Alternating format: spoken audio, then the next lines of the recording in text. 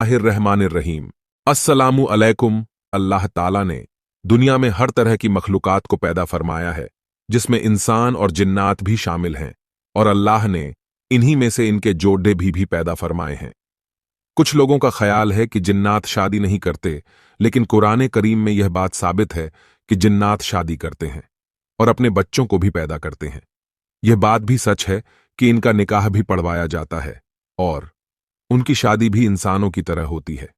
बल्कि मुसलमानों की तमाम जमातें जिनों के वजूद को मानती हैं, इसी तरह तमाम कुफ्फार और अहले किताब भी जिनों के वजूद को तस्लीम करते हैं। इसी तरह मुशरिकीन अरब बल्कि तमाम फिरके और जमातें जिनों के वजूद को तस्लीम करती हैं। लिहाजा इस वीडियो में जिन्नात की शादी के हवाले से बात करेंगे कि जिन्नात शादी कैसे करते हैं और उनकी शादी में क्या क्या होता है। एक दिलचस्प और सच्चा वाकया आपको बताएंगे कि जब एक मौलाना साहब ने गलती से जिन्नात का निकाह पढ़ा दिया तो उसके बाद जिन्नातों ने उसके साथ क्या किया। आइए आपको बताते हैं।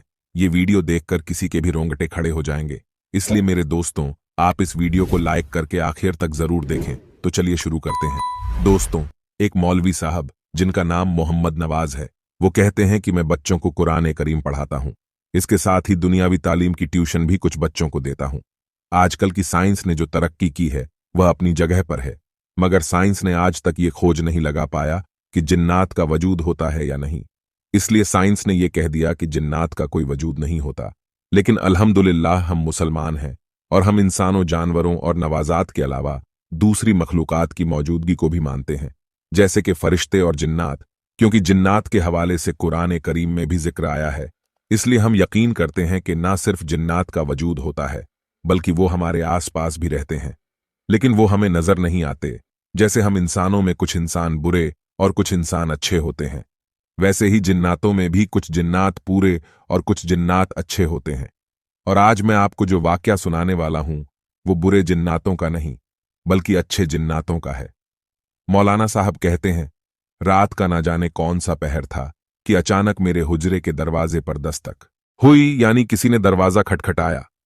मुझे अल्लाह ने यह खूबी दी थी कि मैं चाहे जितनी भी गहरी नींद में हूं, मगर थोड़े से ही खटखटाने पर मेरी आंख खुल जाती थी, और यही वजह थी कि मैं जाग गया और दरवाजे की तरफ देखने लगा। और फिर अचानक दूसरी दस्तक हुई तो मैंने अपने सिरहाने रखा, मोबाइल उठाकर वक्त देखा तो 11:21 हुए थे। दरवाजे पर तीसरी मर्तबा किसी ने खटखटाया और मेरा नाम भी पुकारा। मैंने जल्दी से दरवाजा खोल दिया। बाहर देखा तो दो अजनबी नौजवान मेरे सामने खड़े हुए थे। मैंने उन दोनों को पहचाना नहीं था। मैंने उनको देखते हुए कहा, जी फरमाइए। उन्होंने कहा, मौलवी साहब, हमारे यहां शादी है, इसलिए हम आपको लेने आए हैं। निकाह पढ़ाने के लिए। मैंने कहा, माफ कीजिएगा, मैंने आप लोगों को पहचाना नहीं, जरा अपने बारे में बताइए। उन्होंने कहा, हम पड़ोस वाले गांव में रहते हैं। तो मैंने उनसे पूछा, आप लोगों का क्या नाम है, क्योंकि उस गांव के काफी लोग मुझे जानते थे और मैं भी उन्हें जानता था। उसने कहा, मेरा नाम जंजार है और इसका नाम इफ़्फ़क है।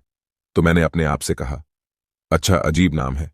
तुम दोनों के थोड़ी बातें करने के बाद मौलवी साहब उनके साथ चल दिए। मौलवी मोहम्मद नवाज बताते हैं, मार्च का महीना था, इसलिए रात थोड़ी ठंडी थी। वो दोनों मेरे आगे आगे और मैं उनके पीछे पीछे चल रहा था। उनकी रफ्तार बहुत तेज थी, मगर वह मेरी वजह से धीरे चलने पर मजबूर थे। तकरीबन 20 मिनट चलने के बाद उनका रुख बदल गया, यानी उन्होंने अपना रास्ता बदल दिया। ये देखकर मैं परेशान हो गया, क्योंकि गांव तो दूसरी तरफ था और जिधर वो जा रहे थे उस तरफ एक बड़ा सा मैदान था, जहां गांव के लड़के दिन के वक्त क्रिकेट वगैरह खेलते थे। मैंने कहा, भाई आप कहां जा रहे हैं? गांव तो उधर की तरफ है, इधर तो मैदान है। उन्होंने कहा, जी असल में गांव में जगह नहीं थी, इसलिए हमने शामियाना इधर लगाया है। मैं भी चुपचाप उनके पीछे पीछे चलने लगा। वो दोनों वक्त वक्त पर पीछे मुड़कर मेरी जानीब देखते थे, जैसे कि ये यकीन करना चाहते हों कि मैं उनके पीछे आ रहा हूं या नहीं। मैंने चलते हुए दोबारा कहा, सुनो भाई, शादी है ना आपके यहां? तो उन्होंने जवाब दिया, जी हां। मैंने कहा, तो ये खामोशी क्यों है? क्योंकि हम मैदान के करीब थे और अभी तक मुझे कोई भी आवाज सुनाई नहीं दे रही थी, बिल्कुल सन्नाटा था। इसलिए मैंने उनसे पूछा तो उन्होंने कहा, जी जी इंतजाम तो है। मगर निकाह पढ़ाने के बाद ये कहकर वह फिर से चलने लगा। तकरीबन 5 मिनट के चलने के बाद मुझे वो शामियाना नजर आया और तकरीबन 2 मिनट के चलने के बाद हम उस शामियाने में दाखिल हो गए। लाइटिंग का तो खूब इंतजाम किया गया था। मैं चारों तरफ अजीब नजरों से देख रहा था कि इतने में मेरे कानों में आवाज आई। खुशामदीद मौलवी साहब। मेरे सामने सलवार कमीज में एक शख्स खड़ा हुआ था। तो जंजार जो मुझे लेकर आया था, उसने कहा, ये दूल्हे के बाप हैं और इनका नाम सरदार मानस है। इसके बाद सरदार मानस ने कहा, आइए मौलवी साहब, मैं आपको ले चलता हूं। इसके बाद वह आगे आगे चलने लगे और मैं भी उनके पीछे पीछे चल दिया।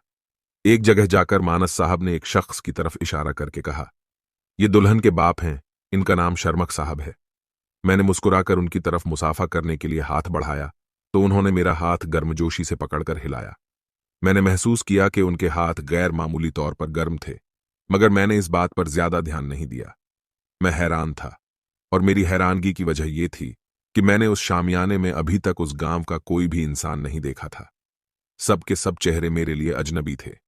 मैंने दुल्हन के बाप से इस बात का जिक्र किया कि यहां गांव का कोई इंसान नहीं है, तो उन्होंने कहा, वो हो तो आप इसलिए परेशान हैं। इसके बाद दुल्हन के वालिद ने एक लड़के को आवाज दी और करीब आने पर उससे कुछ कहा। इसके बाद वो लड़का वहां से चला गया। मौलवी साहब बताते हैं, इसके थोड़ी देर बाद मैंने नजर साहब को आते हुए देखा। नजर साहब की इसी गांव में परचूनी की दुकान थी, यानी परचून की दुकान थी। उसके बाद अहमद खान साहब मिले, शेर दिल साहब मिले, गुलाम अली और शाहिद अली। इन सबको मैंने देखा, तब जाकर मुझे इत्मीनान हुआ। मैंने पूछा, नजर साहब, आपकी दुकान कैसी चल रही है? नजर साहब ने चौंकते हुए जवाब दिया, दुकान अच्छी चल रही है। इसके बाद मैंने गांव के लोगों से और भी बातें कि इतने में इफ्फक साहब ने आकर मुझसे कहा, मौलवी साहब निकाह पढ़ाएं, देर हो रही है। मैंने कहा, जी चलें, और फिर जाकर मैंने उनका निकाह पढ़ाया। उन्होंने मुझे मिठाई भी दी, निकाह पढ़ाई के पैसे भी दिए और मुझे खाना भी खिलाया। खाना इस कदर लजीज था कि मैं बयान नहीं कर सकता। इसके बाद इफ्फक और जंजार जो मुझे लेकर आए थे, उन्होंने दोबारा मुझे मेरे दरवाजे तक छोड़ दिया और फिर वापस चले गए। मैंने जल्दी से वूजू किया और सोने की तैयारी करने लगा। वूजू करके जब मैं बिस्तर पर लेटा तो जहन में ख्याल आया कि देखूं तो सही टाइम कितना हुआ है। मैंने सोचा, अगर नमाज फज्र का वक्त करीब हुआ तो पहले नमाज पढ़ूंगा, क्योंकि आने जाने में काफी देर लग गई है, तो शायद हो सकता है नमाज फज्र का वक्त होने वाला हो। इसी ख्याल से मैंने मोबाइल निकाला और टाइम देखने लगा। जब मेरी नजर टाइम के हिस्सों पर पड़ी तो मेरे औसान खता हो गए, क्योंकि मुझे उठे हुए अभी ज्यादा वक्त नहीं गुजरा था, जबकि जहां मैं गया था वहां जाने में काफी वक्त लग गया था।